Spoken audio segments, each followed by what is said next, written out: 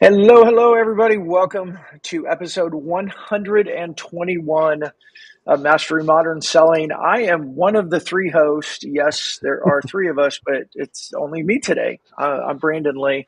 I am the founder of Fist Bump, and Fist Bump is the sponsor of our show, too. So if you ever, you need help with, hey, there's Carson.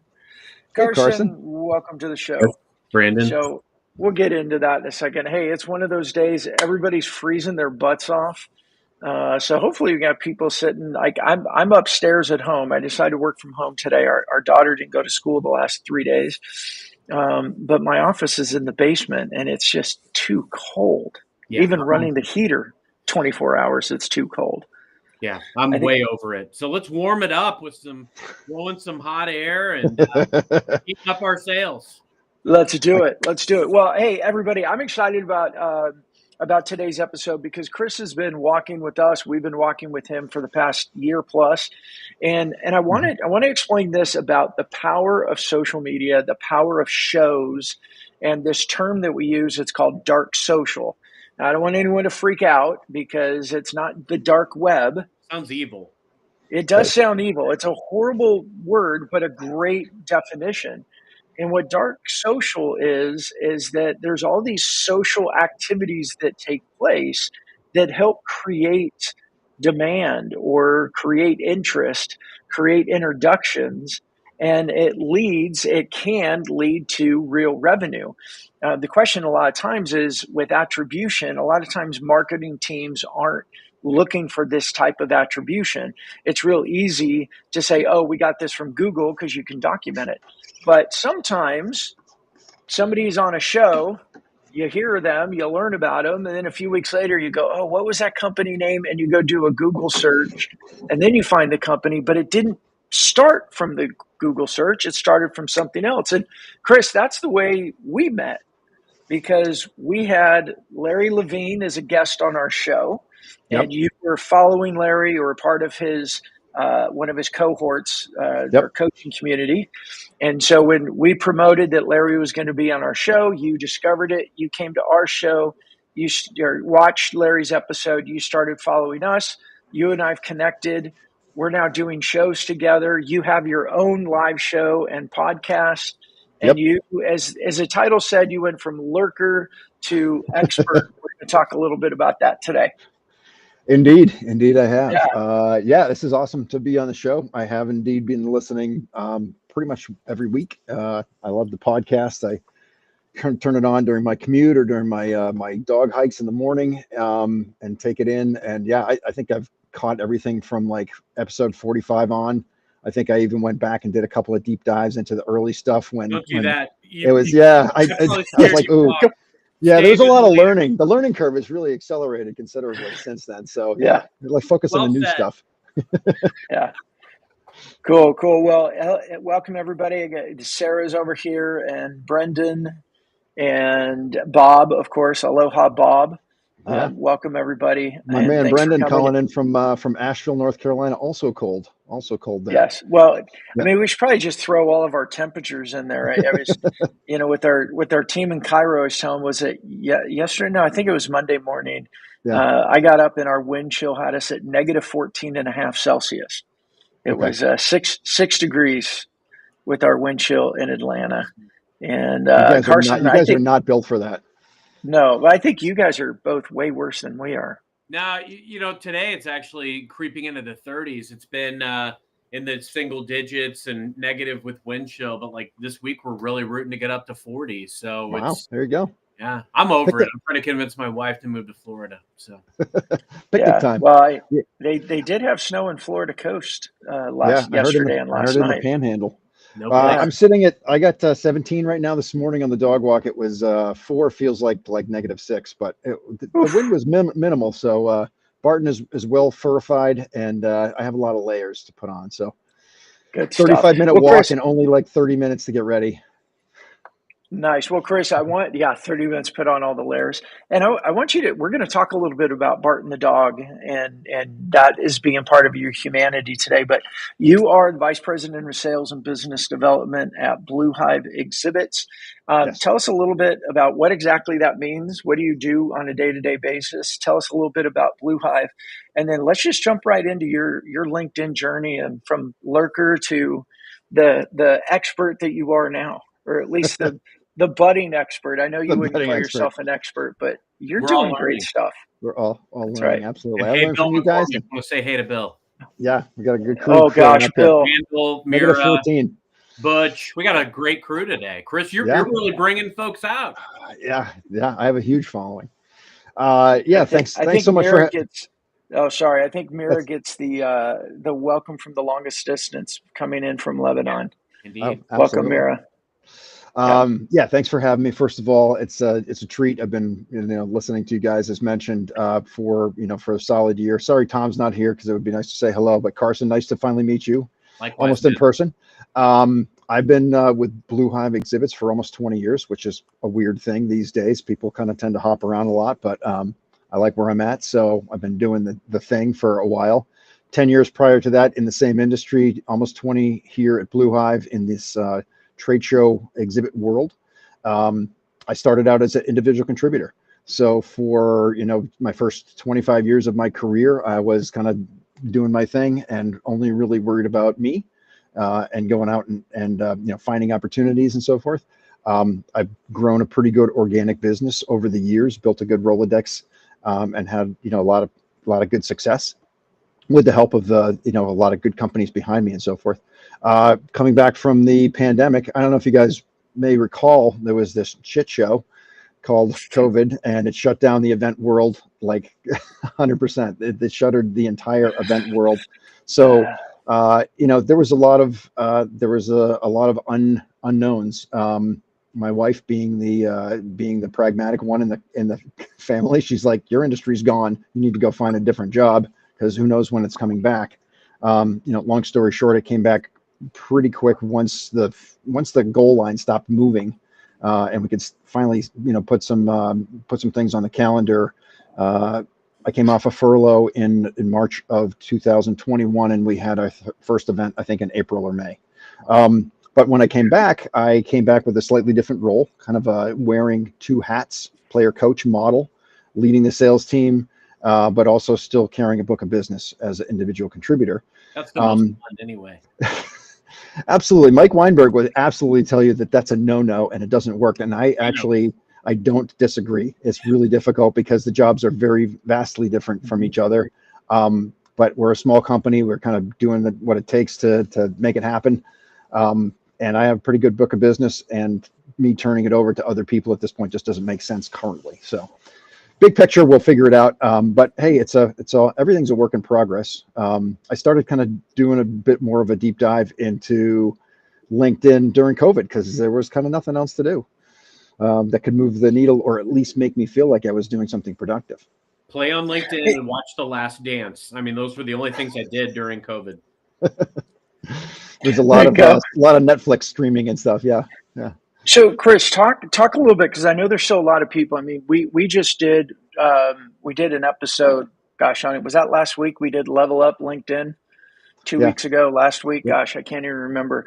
But we did it on Level Up LinkedIn in 2025 quickly because we have been inundated with lots of conversations. It used to be sales producers that were like, hey, I need to figure out LinkedIn. And now it's like sales leaders and CEOs that are like, we've got to figure this out fast. Like they're finally like, hey, all the cold outreach that we kept saying, just do more, do more, do more. It's not producing more. We need to do this. So I'd love for you to take us back. Like when you first jumped in, thanks, Randall, last week. My gosh, it must be the cold. Take us back to when you started. What were you thinking that you were going to accomplish, or what were you trying to accomplish, and what did you do when you first got started? So I was on since fairly early. I don't know, 15, 14, whatever it was, but I didn't really do much with it. And then we hit, the kind of the COVID shutdown, and I was like, okay, so how can I at least be productive? And I was like, let me use LinkedIn to kind of continue to build my network. And it was a bit of a sharing of the misery. Like I was started out, so I'm in the Boston area. I started reaching out to people in Boston, Mass area, then New England, New York, reached down to New York, like, hey, I'm in the events industry too. What are you doing? Right. And it was funny, not funny, because there was a lot of, a lot of concern of what we were all going Misery to loves do. company. Yeah. Misery loves company. So I started building, more so my network through that, connected with a lot of, folks in the event industry. And then just kind of kept growing. I was kind of leaning into the whole like Throwback Thursday. I could take pictures of projects that we had done. Hey, we're not having shows right now, but here's some cool stuff that we did back in 18 or 19 or whatever it was. I had a pretty good array of pictures, and I started kind of building up a followership because I was sharing a combination of, work stuff like that. And on our end, like a lot of times people say, well, are you related to a particular show, or do you only focus on a particular industry? The reality is that we work for the exhibitors themselves. We help, design, build, manage programs and so forth. We are industry agnostic, although we certainly are strong in certain areas that just make sense based on location and whatnot. But we work with, all sorts of different types of exhibitors. So, Chris, in those early days for you, and during COVID, and you're starting to post, you said Throwback Thursday. Mm-hmm. What were you experiencing? Like, what were some of the challenges you faced, or what were some of the successes you had? What was the thinking that was with you had while you're trying to figure this out? People were hungry for that connection, right? At that point, we were all kind of locked down in our houses, and as much of a disruption as we remember it to be, it was weird and scary times. We were in the early days. You're like, I literally can't talk to people or I'll die. And then it became that clear that wasn't necessarily the case, although a lot of people did, pay the price in a big way, of course. But just connecting, and we kind of laughed about the whole shared misery thing, but it was real, especially for folks who were kind of, up a creek without a paddle in our event industry. So we were connecting with people just on, commonalities, and then started doing a little bit more, just, tinkering around with it. You guys did a show a bunch of months ago with Donald C. Kelly, and he mentioned something that really has stuck with me. And he said one of the biggest misnomers on LinkedIn is that it's a professional network. And it made us think about using LinkedIn in a professional way. Oh, I can't put And pictures of only a professional only. way. Yeah, exactly. Yeah. So, I think going up and into that time, LinkedIn was for professional activities only. Like I can't make a joke. I can't put a picture of a piece of pizza or my dog or whatever. Right. And then things started to change a little bit. And one of my earliest memories of somebody that I followed that really kind of moved the needle for me was an agency, like an advertising or marketing agency guy. He lived out in Utah, and he would post, hey, I worked this morning and now we're skiing in the afternoon. And being a skier, I was like, that's freaking cool. Like I dig it. And it really kind of it made me think about LinkedIn differently.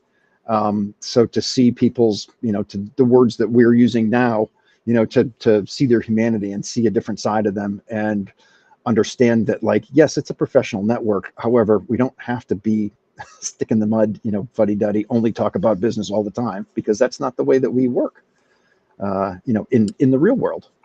I love this transformation, Chris, because like you, I had a similar experience coming into the platform. Originally, it was all business all the time. It was kind of a glorified resume. It was like a must have, I suppose, because people would at least check you out before you may go to work for them. Right. But it wasn't where we were, we weren't sharing our authentic selves or giving that glimpse or that window into our lives. And the pandemic really changed it for a lot of reasons.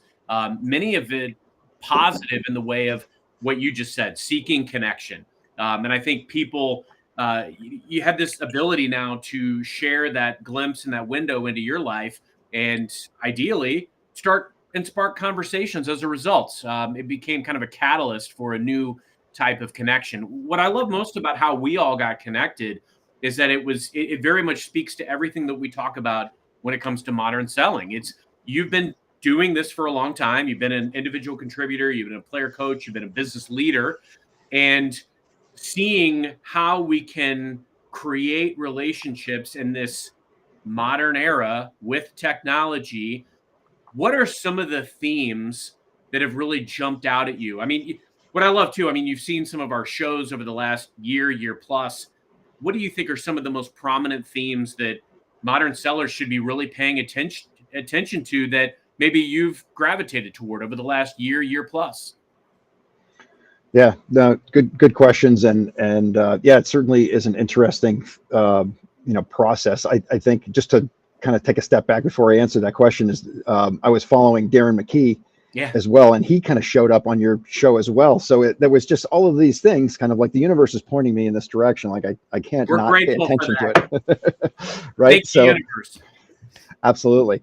I think one of the themes is like, in the beginning, it's scary to to put yourself out there, and you can overthink it, and you can write stuff out and then take it down and dissect it and take 5 hours to put a post up, and over a period of time you start to or at least I kind of started looking at it like ready, fire, aim, right? Let's just get it out there. Better to don't let good be the enemy of perfect, type of thing. And let's start putting stuff out there. Some stuff resonates, some stuff doesn't, right? So I think one of the themes is just like, be willing to be open and share, and kind of learn as you go. So that's been something I've kind of leaned into, and I've invested in myself in coaching, whether it be through Brandon, and also I did the program with Darren, and and also I got my start with Bill McCormick. I had him come in and train our team. That's an A team right there of men. Oh, absolutely. Listen, and talk about leveling up. Well, it's you can fumble around on your own and try to figure it out, or you can lean into people who know what they're doing, right? So I get it. It's funny. I love that, because I fumbled for a long time, and frankly, we all have, right? I used it solely as a tool early on to get connected with executives. So it was helping the sales component, but I wasn't bringing my persona. And, I think when you do that, like, you can use LinkedIn in a variety of different ways. You can use social, you can use tech, you can use AI in a variety of different ways. But if you're only using it to sell or to get a conversation, I feel like you're almost, you're cutting off some of the potential around actually like being your authentic self and earning those meetings, earning that relationship. We've talked on this show a lot too about relationships that were formed. They don't immediately lead to some, monumental deal. It can take time. It takes investment. It takes getting to know these folks. And that's what I think what you've really encapsulated, Chris, is that holistic package. Yeah, it's a long game play. I'm fortunate that, having been in the business for as long as I have, I've got a pretty good book of business, and that has grown. It's grown even more using LinkedIn in this kind of, let's call it a new way within the last, few years. But I definitely go into it with a long game approach. I don't link in with somebody and then immediately, jump on them and pitch slap them. Yeah, absolutely. It's really just a long-term relationship, building. I think one other thing that I think is really cool is, and this has been a theme that's been reinforced by several people on that you guys have had on the show, is make connections for connection's sake. I don't only accept invitations from people who are your ICP, like, because you just never know what's going to happen. I've gotten, some really good opportunities because people that I've spoken to who know that I'm the trade show guy now, they're kind of my eyes and ears out there, and they come across an opportunity or they get involved in a conversation that I'm not present with, and they drop my name in, and all of a sudden it's like, hey, you got to talk to Chris Dunn. So you build this army of people who are kind of, advocates on your behalf. So you're expanding, my own, my ability to be in many places at once. It's really kind of cool how that's happened. And the same on the flip side is, I've talked to people. I've been like, okay, so this is great. We're now friends. I may or may not ever have business to do with this person, but then all of a sudden I hear, oh, a friend of mine needs a website built or whatever the case is, and I got a guy, I know somebody. So Yeah. it's really cool how that's grown. I'd love to hear too. And Brandon, I want to hit this comment from Anthony in the questions because I think that's key. Chris, you seem like you're willing to try and grapple with different elements of social. I'd love to hear like what's worked, maybe what's been a misfire, what would have been some of your big learnings, like going out into the LinkedIn foray. I think it's really important that you mentioned as well the element around like I've got a guy because I know Brandon, you talk about that a lot as far as development of brand, people feeling like they know you. You're a must meet kind of guy. You've created this platform on LinkedIn, and I'd love to hear like what do you get the most traction from? What traction equals success? Maybe some of the things that you tried that didn't work out exactly the way you wanted, but maybe you tweaked. And then I'd love to kind of segue that into Anthony's question around just challenges that you faced all up. So I'm very curious about your story. There's a lot of questions in there, Carl. That was a lot of Carson, questions. I don't know if my little brain can handle all those things. This is like bread and butter. Like these are the practical application shows, and that's why I like really soak up all these learnings. So yeah, would love to hear like what you've tried, what's worked, what hasn't, and what you've learned. It definitely has been an evolution, right? Because as the platform changes, then we change with it. One of the things that I started, I feel like I got a little bit of traction with in the early days. And Brandon mentioned this, and I mentioned when we first started, my dog, his name is Barton, and I hashtagged him Barton the dog. And I would, go on a walk with the dog and take a picture of him and I out, or maybe just him because he's a lot more handsome than I am. And I'd be like, hey, I'm on my dog hike, but I'm thinking about this conversation that I had with a client. And the thought initially was like, everybody likes dogs, or a lot of people like dogs. I'm going to just pull in this piece of my life that I'm a big dog guy. And I do my daily workout routine includes him. I call him my four-legged accountability partner. So that was something that I was doing a few years back that I think just made me friendly and easy to talk to, and not seeming like I'm just here to sell stuff. So I think that was a win. Over time, that kind of plays out, and you got to adapt, and you got to kind of move on. And I listen to a lot of podcasts and read books and stuff, like I think we all do. And you try to take all of these things that are out there and bring them into your head and mush them around and say, all right, so I've got all these ideas that I'm merging together. Like, how do I now make them mine and put them out there? So the evolution of the process has been continuing to show my humanity, but also bring a little bit more business acumen to the table.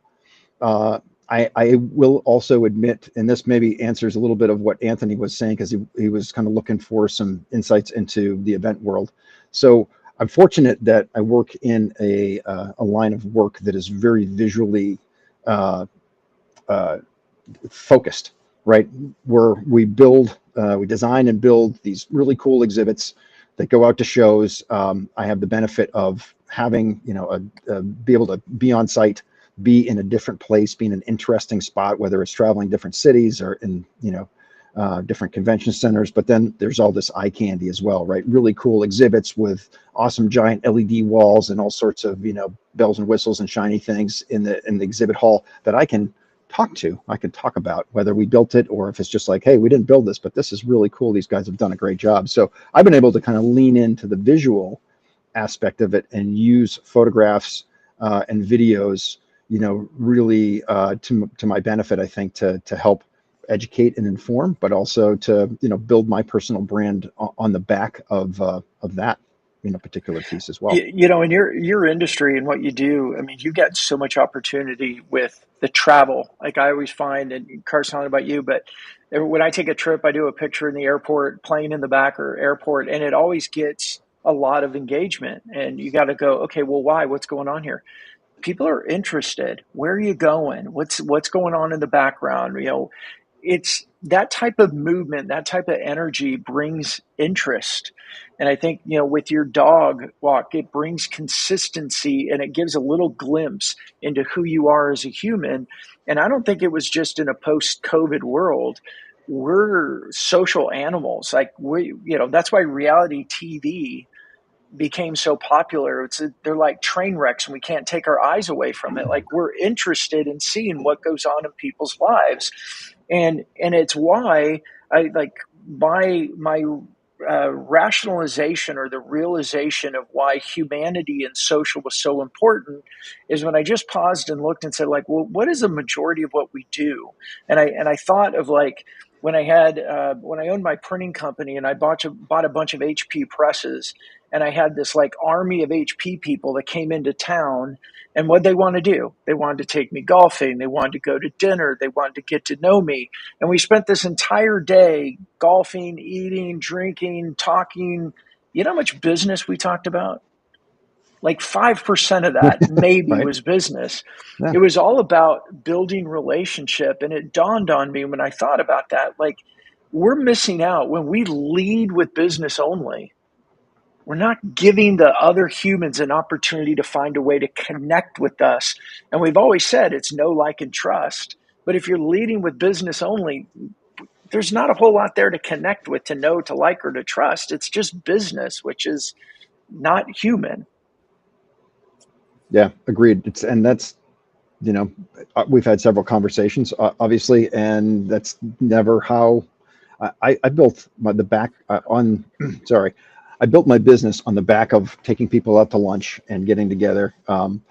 Being in the Boston area, we had a lot of clients that were fairly close by. And for 10 years, almost every month, if not a couple times a month, I'm going into Boston or I'm going to New York or wherever I'm going, and I'm setting appointments and I'm hitting 3, 4, 5 different accounts that are all in that area. Let's go to lunch. Let's get drinks after.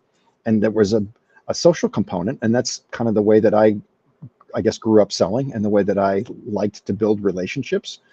And you're absolutely correct. Like those events built a deeper relationship, but they weren't by any means all business. They were a tiny bit of business, but they were being in the trenches with that person and building that trust. And then they are not leaving you unless you royally screw up. Like they're locked and loaded once you spend that time and build that relationship with them. Something I'm Chris, fascinated by as well, briefly, is, Chris, I'm sure you're probably privy to some folks that you've worked with in the industry that perhaps didn't make the pivots that you've made over the last 5 years out of necessity. You were a chameleon in the business and you adapted and pivoted. You saw the landscape, you saw the new parameters, the new playing field, and you found a way to break through, transcend, to be very successful. Do you see others in the industry that maybe haven't made those pivots and are suffering as a result? And if so, like, I'd love to hear more about, why do you think that is? Why do you think they struggle to latch on to this new way?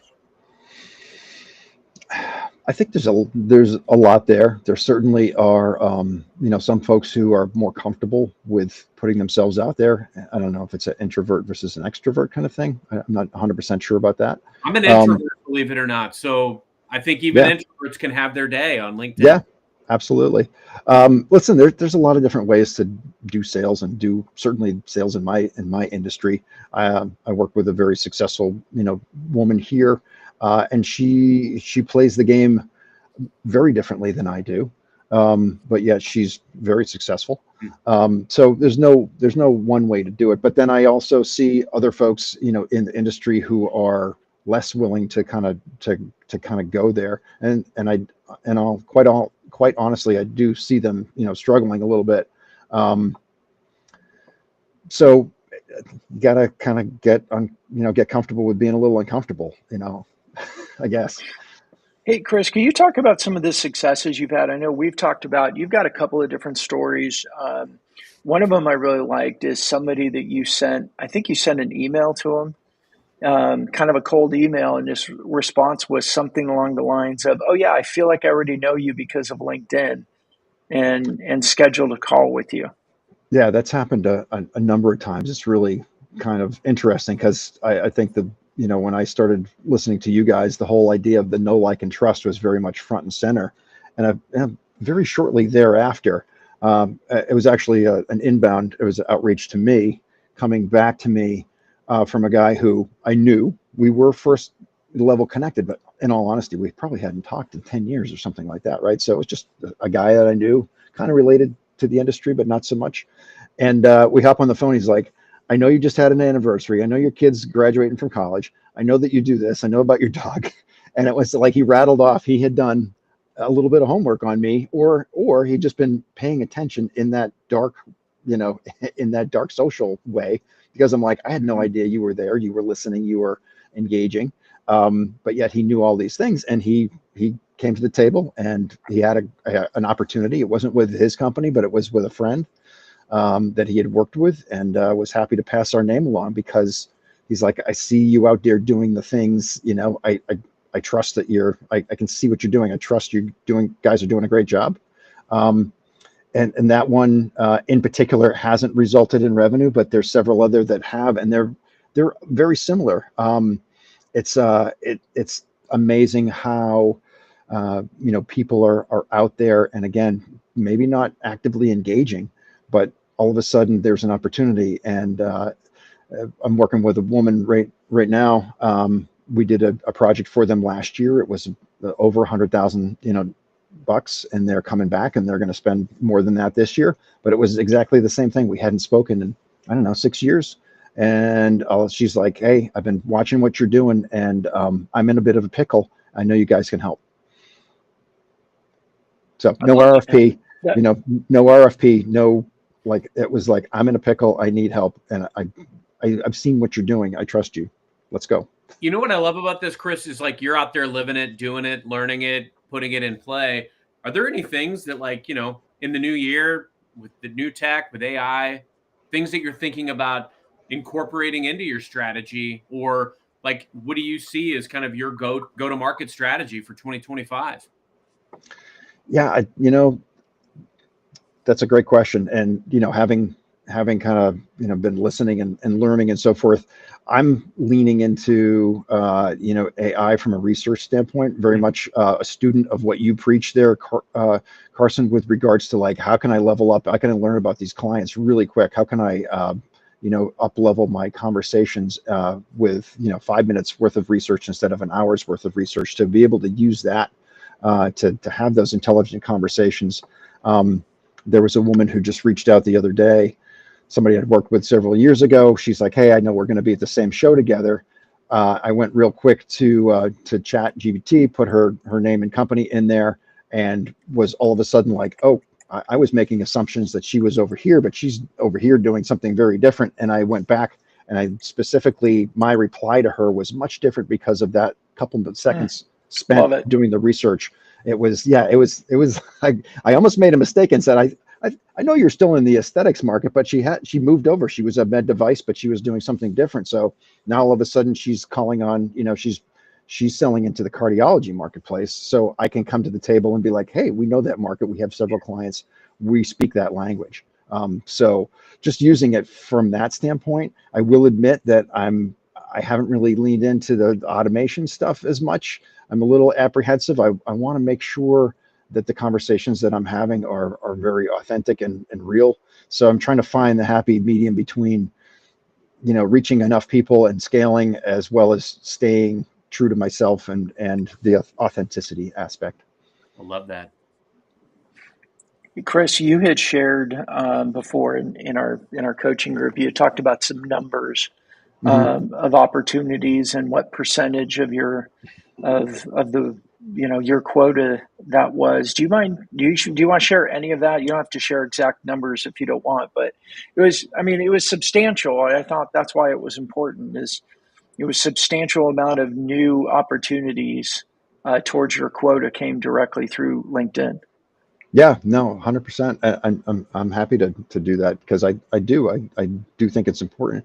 About 20% of my quota, I actually, received or realized in the way of opportunities. And again, not everything has closed, but that's substantial. And listen, we all know that outreach and cold email and calls, and like, it's a very difficult track these days. So I've again, this is what we're here to kind of talk about, but I've totally leaned into the idea of, and I'll steal Brandon's words of, growing revenue through reputation and just putting enough information out there. I like to look at it like I'm building a portfolio of content. And granted, not every post resonates, and people don't necessarily go back and see what I did a year ago. But you put the work in, you're there, you're present, you're commenting on a regular basis, whether it be daily or several times a week. But I think people come to expect or look forward to, seeing what you're putting up there and commenting on it, and hopefully, there's information. I tend to try to share a lot of industry tips, behind the scenes stuff of how we build things and how we think about the design process. And that kind of stuff seems to resonate really well with folks. They kind of like to see behind the curtain in this weird little industry of ours. A lot of people have been to trade shows, but not many people know kind of the dirty, back room version of it. They just walk into a trade show and everything looks great. It's like beautiful. Yeah, you should make that into a show or a reality show there. I'd watch that. Like there was a reality show that was in our industry at one point, but I don't know. We'd have to look that funny. up. Chris, I'm always thinking about like sharpening the axe. Like what are you doing out there? You mentioned earlier like reading and podcasts and things like that. What else are you kind of absorbing? Who are you following? What are you reading? What podcasts are you listening to sharpen the axe? Well, I did my my Spotify Wrapped, and you guys came out on top. So heavy listeners. As mentioned, Larry Levine's Selling from the Heart. A big fan of his. There's a guy named Dave Gerhardt, and he's actually grew up in Worcester, but he lives up in Vermont. He was a big Boston tech guy. He runs a community called Exit 5. He's on the B2B marketer side. So what I'm doing is I'm listening in to his weekly podcasts because I want to know what my customers are thinking. I want to know, I sell into the B2B marketplace, to marketers, to event managers and so forth. So my goal is to understand their world better. So, it's a combination of trying to take a lot of different things, in doing deep dives, not just on sales in general, but my industry, and then figuring out where are my customers, what are they trying to learn. Having conversations with my customers and understanding their struggles, and the reality of the situation in today's market is a lot about budget's flat, or it's even smaller than it has been, yet the costs are spiraling upward, and the two things are a struggle to kind of get everybody on the same page with that. Brilliant. So, Chris, you have recently launched a new live show and podcast. Yes. And the little pitch. I've got to get better about doing the fist bump commercial in Mastering Modern Selling, since fist bump sponsors it, and I've done horrible with it. But you partnered with us, and our team is managing, producing, and helping promote your show. Tell us a little bit about why you transitioned, other than the fact that I'm always like, hey, our show is like 60% of my new business comes directly from my show. Yeah. But other than that, tell us about the why and what are you doing, and tell us a little bit about your show. Yeah, no, happy to talk through that. I've wanted to do it for a while. In the beginning, I definitely had kind of imposter syndrome. A couple of years ago, a couple of people were like, "You should do a podcast. You'd be good at that." And I'm like, I can't do that. I won't do that. But I kept listening and learning. And last year, 6-8 months ago, I'm like, I think I'm ready.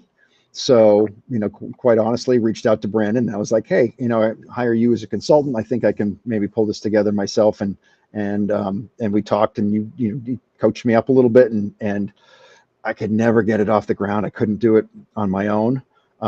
We had some honest conversations about, hey, Chris, you're a upper 50s gentleman of a certain Caucasian blend, and you need a little variety. So I partnered with a woman named Caitlin Carey, and we are doing the show together. She's 20 years my junior, same industry. She's awesome. We've done a lot of work together in the field, and it's been a great combination. So, but even with the two of us, like we were unable to hold each other accountable enough to get everything off the ground. And finally, the stars aligned. You rolled out a great offer. Having the ability to use Fist Bump as our production company and to help promote the show and everything. So went to my leadership and kind of made the pitch. And I was like, listen, this is, I think this can work for us. This is again, it's not going to yield, POs aren't going to fall from the sky immediately. However, this is a long game play. We can educate, we can entertain, we can empower people. We can, build not a brand for myself specifically, but for Blue Hive as a whole. And that was always kind of the underlying goals for having the show. And then, finally pulled the trigger on it back in the fall, got our ducks in a row. It took a little while, but we launched our first show right around the first of the year. I think it was right before New Year's. And we've already done 4. We got 4 in the can. We're my partner Caitlin has just been out straight with international events, so we're looking to move to a true live show scenario in February. But in all honesty, we've been recording and then playing them, rolling them out in a consistent time frame, 12 o'clock on Thursdays in a noontime, and that's the same time slot that we're going to jump into. So it's been a great learning experience. I know that show number 5 is better than show number 1, and it's not as good as show number 15 or 20. So there's a lot of learning. We're maybe a little bit clunky, but I feel like they're very authentic conversations that we were kind of having anyways. We've been bringing in guests, and we do somebody from the industry. And really, it's just kind of this open book conversation of like, where are the pain points in the event world right now? What are people struggling with? What are you working on? What's working? What's not working? And we just kind of have these, 30, 40-minute chit chats, and hopefully we're adding some value. You know what? I'm gonna ask Alec to go ahead and put Bob's question up there, because that's a great question, especially in all honesty for everybody. This feeds into Fist Bump as well, and what we do and how easy we make it. But Chris, how do you ask that question? How do you balance the show with work? Does the show lock you into a minimum of 60-hour work week? How much time do you spend per week on your show? A couple hours. Yeah. Couple. Maybe. Yeah. I spend about an hour a week on mine, and maybe an hour and 15. Well, it's a lot. So that's one of the benefits of doing it live is you're doing it once. What is adding to, I mean, granted, we're brand new at this, so we're kind of, we're green and we're trying to figure it out. And we're, Caitlin and I spend some time, doing a bit of a pre-call with our guest, and we talk about, different talk tracks. Hey, what would be interesting? What do you want to talk about? So then we're mapping out, but with Fist Bump's help, kind of that, what is that question and answer period what might that look like? And then they help us tee it up, and they totally help us promote it. So, when I say a couple of hours, there's a little work on the front end. There's the show itself. And then I'm also, I get everything really kind of teed up and served to me in the way of clips or audio pieces, or transcripts. Everything is delivered from Fist Bump, directly to myself and Caitlin. And then we're able to, put that out. And that was another thing too, is like coming up with all this content all the time can be tricky. Like, how do I take my LinkedIn game to the next level? So that's one thing I meant to mention this earlier, but, that's been a thought in my mind. You kind of reinforced that works really well. So kind of leaning into up-leveling, my content output and using the show as a key, keystone or a key component of that, right? We're having these great conversations. We're getting these wonderful little snippets about really important things that are happening in our trade show or event industry. And now I can serve those up really easily as little, 1 minute long clips. I get also potential suggestions for how to handle the text. I oftentimes kind of go off script a little bit and do my own. But yeah, a couple hours in. So that's a great question, Bob. It certainly looks like it can take a lot of time, but when you have, help behind the scenes with a group like Fist Bump, it really makes it very, very palatable. My boss was concerned. She's like, I can't have you doing this thing, 10, 15 hours a week. And I was like, yeah, I get it. Like, I don't have that kind of time. So it looks like we're spending more time than we really are because we have so much help. That's a great little soundbite right there, Brandon. I do like that one. In fact, well, and Chris, have you done what we call a hero episode yet? You haven't done one yet. You're only 5 into it. Yeah, Okay. we'll be 5 next week. So we have not done that yet. It's on the calendar though, or it's on the schedule to be doing it. Are you starting to plan for it? Do you know enough to talk about it a little bit? I only know No. enough to make me dangerous. We'll move on. Well, in another episode, I'll talk about it. Like here's the 10-second piece. I mean, a hero episode is an episode that's really geared for us. Last week, the Level Up Your LinkedIn in 2025 was one of my hero episodes. I was taking feedback, a bunch of questions and content that I was getting from people, realizing that our ideal customer profile was asking this question. This was a topic that was important. So we turned it into an episode. We do a different pre-promotion of hero episodes. We do one every 8 weeks. And then we use the content from a hero episode for the next 8 weeks of outreach. And it includes emails that are going out, our email campaigns, our cold email campaigns that are going out. It includes phone call scripts. It includes blog articles, LinkedIn newsletters, our regular newsletter articles. It creates 8 weeks worth of content where everything is focused on a very important topic that we know is important to our ICP. And I couldn't remember if you had gotten to a hero episode yet, and the use of it for 8 weeks after, and all the conversations that it creates when it's used in a strategic outreach playbook.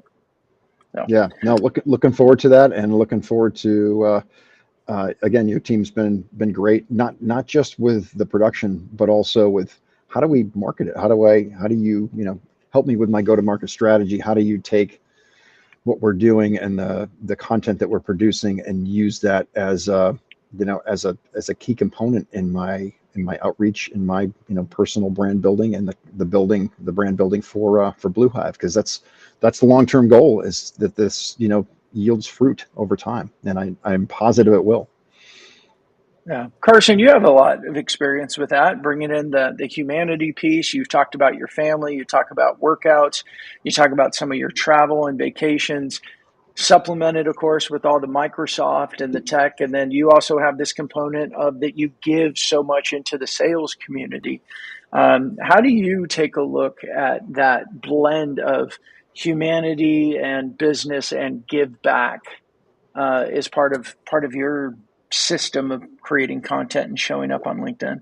It's funny. I mean, you made that sound like a lot. And like, I read Bob's question and it sounds like a lot, right? Like, when I think about Chris's response, it's an investment that you're making of time into creating the type of relationships that you want, which is a meaningful, mutually beneficial relationship. When I think about the holistic nature and kind of the totality of everything that you just mentioned, there's multiple dimensions that I think we all have, right? I mean, if you go out and you think about, hey, I need to make a LinkedIn post today. What I love about what Darren McKee talks about as an example is how he spaces out the different types of topics almost by day. He's got a system around that.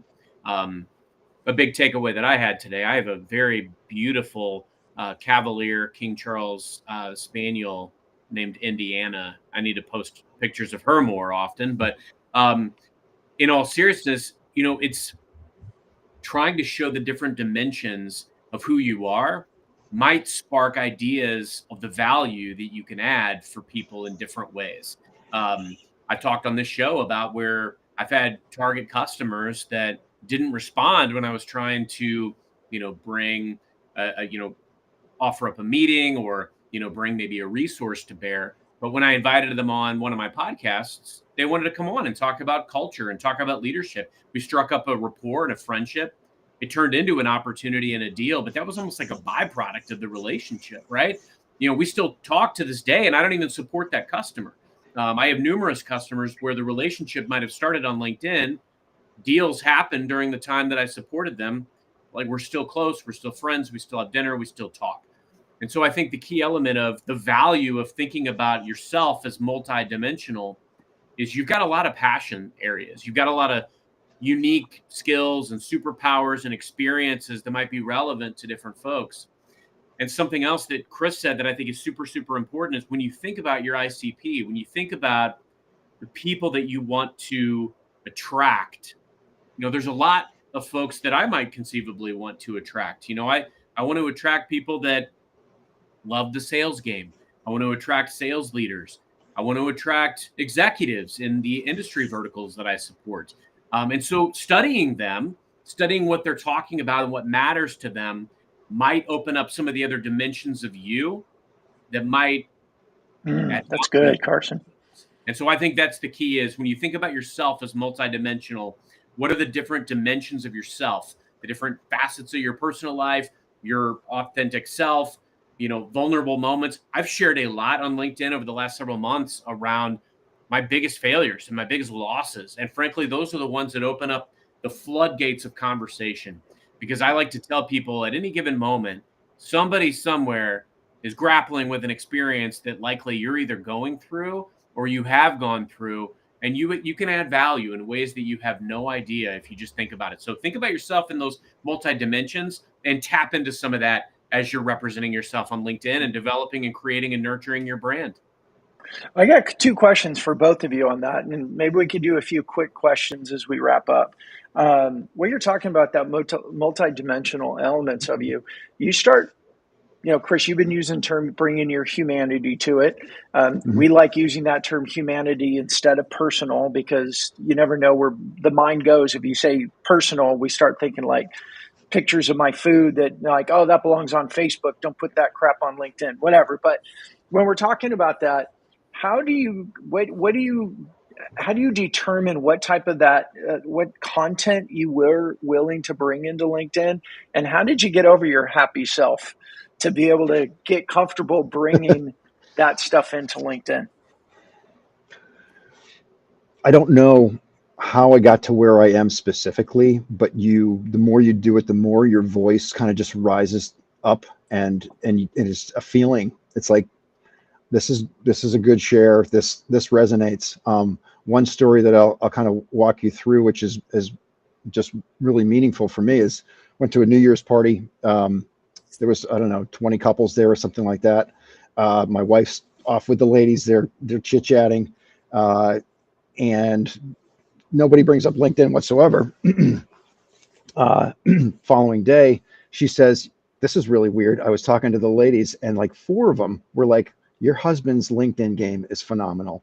And specifically, that article or that post that he did about how your son was this ADHD kid and you never thought he was going to go to college, and now he's he's a sophomore and he's on the dean's list, and he's killing it. That really resonated with them. And when my wife Pam told me, I was literally like on the verge of tears, because I very specifically remember sharing that. And my thought behind it was like, I know that there's people, younger parents of younger kids who are struggling with this right now. And it felt right to share it and be like, I'm so freaking proud of my son and what he's doing.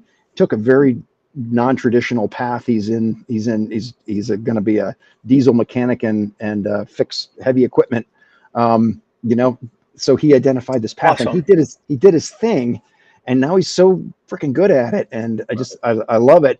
And to think back when we looked at him as a little kid and we were like, oh my God, he can't figure anything out, and he hates school and he can't sit still, and so I just felt like sharing that was good for me, but to know that it resonated with some people out there, that just like made my heart sing. So now knowing that, I'm even more willing to kind of open up. And again, like you said, we don't just go full open Komodo and talk about and do everything, but there's things that are important to us. And Mrs. Wilson said, right, like, if you're thinking it, if you have this question, probably somebody else does as well. So I try to think about that. So and yes. Again, to kind of circle back, I'm not sure how I got there, but I am comfortable with my voice right now and what I share and how I bring it. And again, not everything hits or resonates, but I'm just going to keep kind of doing what feels right to me. And and hopefully it continues to, if one person gets value out of it, then I think that's a good thing. Yeah. Carson, what about you? How do you make that decision? It's one of those things, like I view it as kind of like a dipping your toes in the water and like gradually getting more and more comfortable. Very similar to what Chris said. And I think about two kind of seminal moments in my path around sharing and being more open kimono on LinkedIn. And one of them, 15 years ago today, actually was my last day at AT&T. And when I was at AT&T, I thought I peaked in my career. I was getting up every day in front of a couple of hundred salespeople, and I was giving Wolf of Wall Street speeches, PG-13, albeit, but again, great speeches and getting people all riled up to get on a day of pound the phone sales. And I thought I was at the top of my game, right? And lo and behold, I had to completely reinvent myself in tech. But what transpired right after that is I started dabbling with video, and I started putting out sales tips. But I came up in an environment and a culture where you had to be invincible. You had to be bulletproof. You didn't share anything about your personal life, because if you did, your boss was going to use it against you the very next day. I mean, I remember when my first kid was born and I was like pressured. You're not going to take time off, are you? It was a different world. And so I was already comfortable despite being introverted. And I love Anthony's dialogue today in the chat, introvert and extrovert, depending on the moment, you can meet the moment in a different way. And I was already comfortable dabbling with video, but I was pre-programmed to be the machine, to be unemotional, apathetic, confident as all get out, so that people would, quote unquote, believe in me. And it wasn't until years later that I really started to realize that's not what is going to attract the type of attention and relationships that you want. And it took me having to reinvent myself in enterprise sales to realize that, and reinventing myself as a social seller. And it started out, as I mentioned earlier, as just reaching out to executives, getting meetings, going in and doing my thing. But what it became, and the other seminal moment, was when I started to realize, and I thought about this post for a long time, and I finally posted it last year.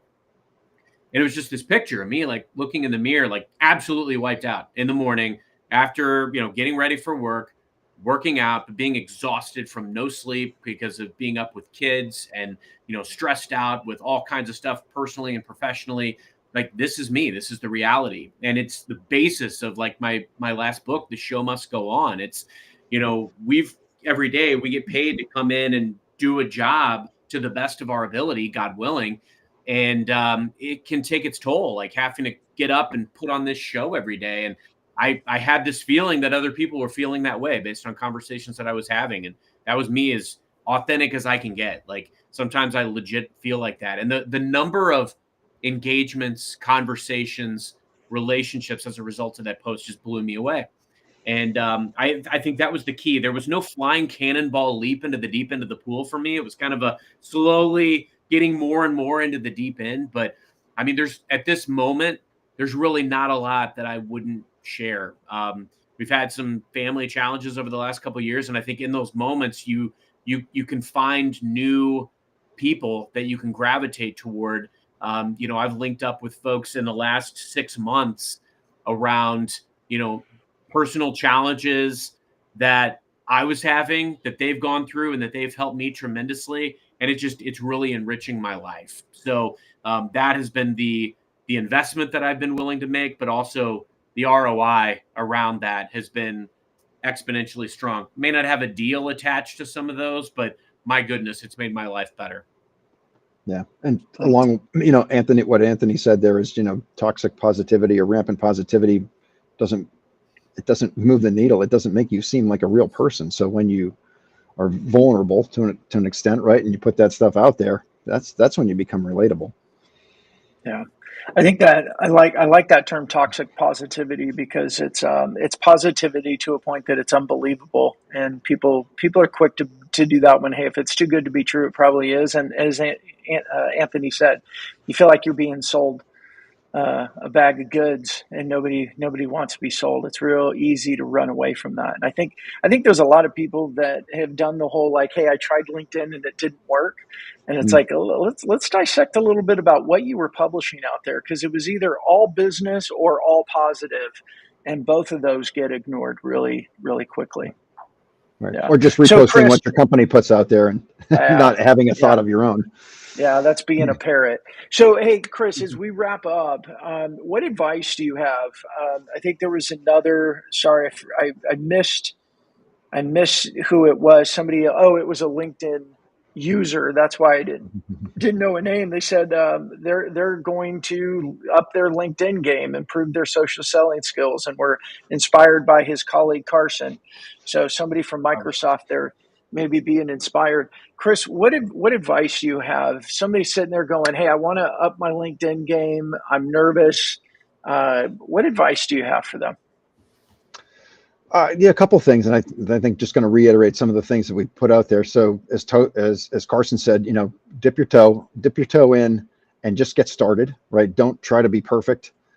Put some stuff out there, get some feedback, and retool as you go. Get uncomfortable. I'm sorry, get comfortable with maybe being a little uncomfortable, and know that it's going to stretch in the beginning, but it just gets easier as you go. Last year, I went into 2024, and I made a commitment to myself. I said I'm going to post every day. Not every post I put up was great, but it made me be on the lookout all the time for like, oh, that's an interesting take, or that's a really funny Yeah, picture. I'm going to take that, and at some point, I'm going to have something to say about that. So I think if you just kind of lean into the idea that you want to consistently show up, give yourself a goal, 3, 5, every day of the week, whatever those numbers look like to you, just commit to doing it. And then be on the lookout for little things that are interesting. It's almost like, I think, how a comic might look at a situation and just find the mundane things in life and peel them apart a little bit and be I like, love you it. know what? Everybody can relate to this because it's real. Yeah. So just be okay with trying it, and then be consistent and commit to that. Yeah. Carson, let me jump in before you answer, because I want to play off what he said. Is that starting to think in terms of LinkedIn? If you say that from the outset, people are like, oh my gosh, I'm letting this consume me. It actually becomes fun, right? It becomes part of who you Yeah. are in a very good way, because it's very social. It's very networking oriented. And if you really believe like, hey, my life is better when I know good people, and my business is better, the more like what's our favorite saying is it's not what you know, it's who you know. It gets fun where you start looking at things and go, oh, that'd be really cool for LinkedIn. And the story that I like telling from last year is when I took a picture. I met somebody, and this was a first for me. Meet people. It used to be like, you want to meet for coffee. I moved to the South, and it was a lot of people going, you want to meet for a cigar. And I had a meeting with somebody who said, hey, you want to meet for a walk? I'm like, okay. But we went for this little trail, and we went walk, and we talked. And but there was a sign that scared the crap out of me, honestly. It said caution, snake habitat. And Yeah. I went, oh my gosh. And he's like, oh no, I've done this trail for years, you're fine. But I took a picture of it, and then like a few weeks later, I was looking through my pictures for some ideas, and I saw it, and I went, oh yes. And I did a post about why it's so hard for cold sales, for salespeople to make conversations from cold outreach. And I used the picture of caution, reptile or snake habitat, and brought those two together. And it Brilliant. becomes fun. Yeah. And Chris, I think that's what you were saying there. So I just had that encouragement for people, and then when you do it with others, it even becomes more fun. You're shooting pictures to Chris, going, "Hey, I took a picture of this. Not sure what to do with it. What do you think?" And having a group of people that you can have ideas with. Yeah. So, but Carson, what about you on that? What's your advice for people as Yeah. they're trying to level up? I think it's the sky's the limit, and don't put so much pressure on yourself. It's progress over perfect. I love, Chris, how you focused in on that really well today. It's just get something out there, tinker. I've changed my strategy many times. I've made a lot of mistakes with social, and I think sometimes you just have to call it like it is. I've missed some people's messages. I get like 1,000 LinkedIn messages a day. And every once in a while, I'll have somebody call me out and say like, hey, you haven't responded to my last message, but you just sent me this promotion for your show or whatever it is. And I'll say like, I humbly apologize. Let's get on a conversation. Let's turn this negative into a positive. Think big picture, take a balcony view, of what do you want to achieve this year? You know, we're in January. I love the clean slate mentality of January. Look at 2025 as a whole. Who are the people that you want to connect with? Whether it's your ICP, it's your target potential customer. Cast a wide net. Be thinking about what might resonate with those folks. Leverage it to go out and create intentional connections. Furthermore, think about the people that you want to learn from, people you want to meet or network with.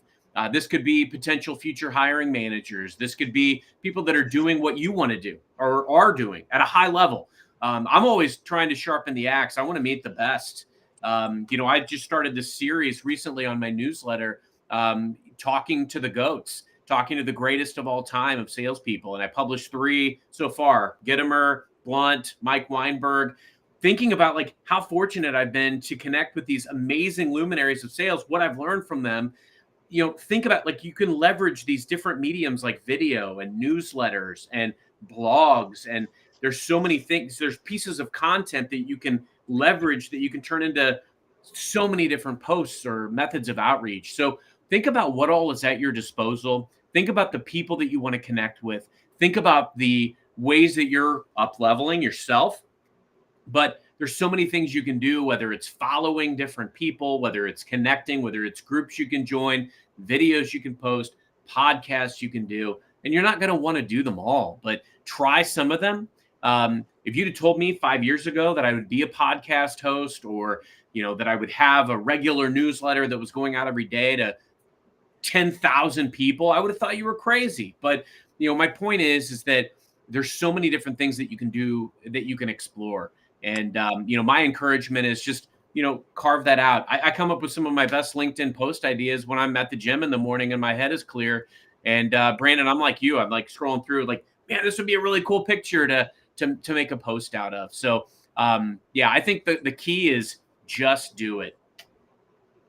There you go. All right. Well, Chris, thank you so much for sharing your journey and your insights and your challenges and your successes with Thanks us. for having me. Be sure to give Barton a good boy scratch of the ears for us. He Will do. deserves a good boy there. Absolutely. Yeah, Indy does as well. that's right. Yeah, there was Bob did Bob comment asked, once in a while. Yeah, you named the Bob, dog Indy. just so you know, she does have a little fedora. Of course she does. And a whip. But you couldn't name her Marty.